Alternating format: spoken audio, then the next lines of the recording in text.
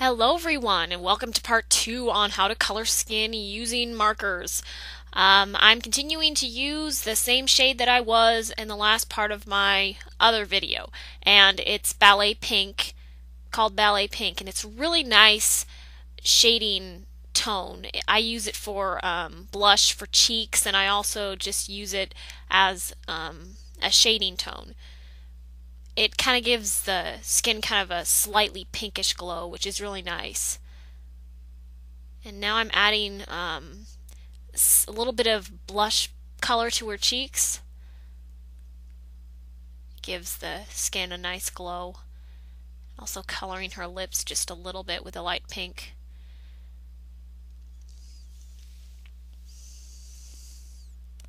Alright, now down to her hands. I'm just shading under the fingers, and I'm trying to add a little bit of knuckles. Just like little indentations that the knuckle is actually there.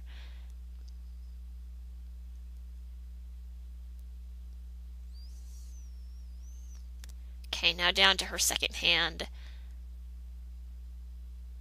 Shading under her fingers.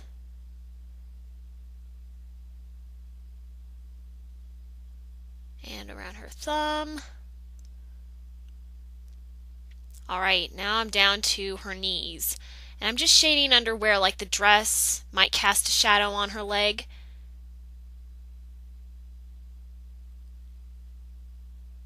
And around her kneecaps, just a little bit of shading around there.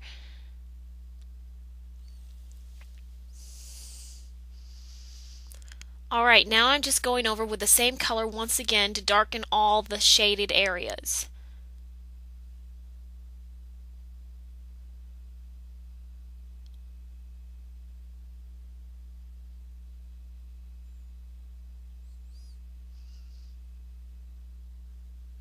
Adding a little more color on the cheeks.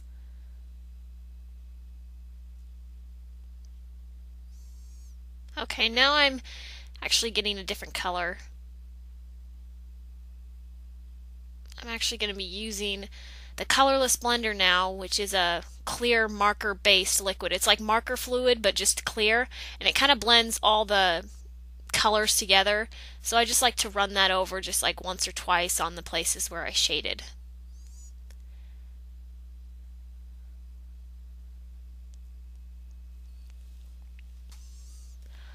Alright, now I'm going back with Eggshell, and that's my second tone that I use, the second shading tone for the skin. And I'm, again, just darkening the areas and blending the pink with the base skin tone, or the lightest skin tone.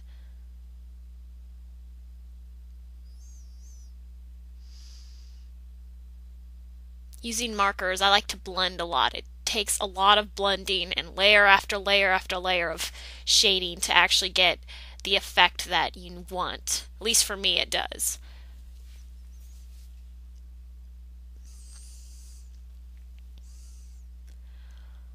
Okay, now I'm actually using a darker pink color. I believe this shade is called Ballet Pink, and it really kind of makes everything pop. I'm darkening her lips a little bit with that color.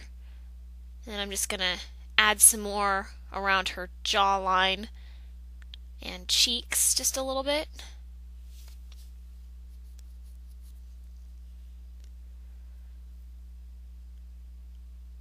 I'm adding places that need a little bit darker shadow. I'm attempting to add knuckles. It didn't work that great, but I don't color a lot of hands. Okay, now I'm doing under her fingers.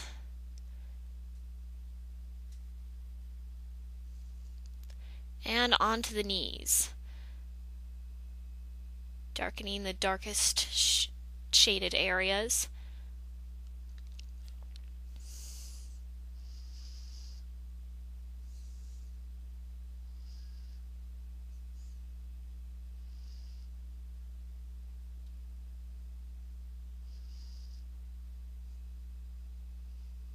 I'm going to darken the hands just a little bit more.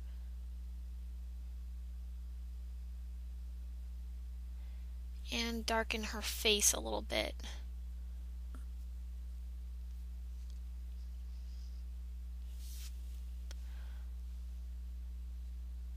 Okay, now I'm using the colorless blender once again to blend all the colors together. And this is the Prismacolor colorless blender. I got it with a huge set of markers.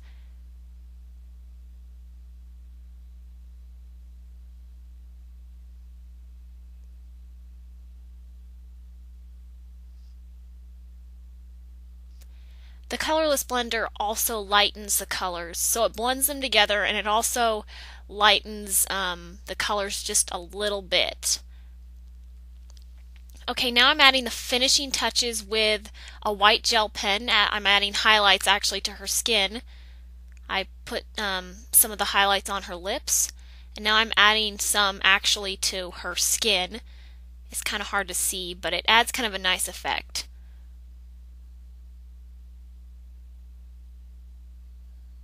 I like to do some on the bridge of her nose and also around her cheeks. Actually doing a little bit on her hands also. You don't want to put too much highlight, but I just like to put it on the places where I think that I want to kind of pop out a little bit.